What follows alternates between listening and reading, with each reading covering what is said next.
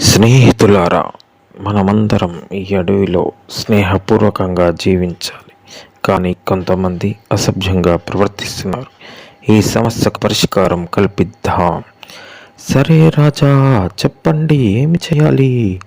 మనమందరం మంచి మానరుసులు పాటిస్తే సమస్యలు తీరిపోతాయి. మనం ఈరోజు వాటిని నేర్చుకుందాం.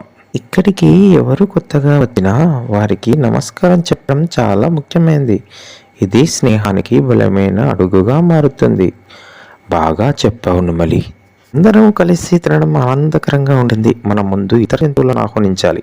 నైతికత అంటే ఇదే. బాగా చెప్పావు పిల్లి. ఇది అందరికీ సంతోషం తెస్తుంది. నీరు తాగేటప్పుడు ప్రతి ఒక్కరూ క్రమశిక్షణతో ఉండాలి.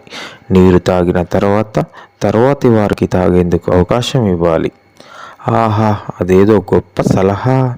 మనం మాట్లాడేటప్పుడు చిన్నగా మాట్లాడాలి. ఇతరులను వినడం మంచి వ్యవహారంలో ఒక భాగం.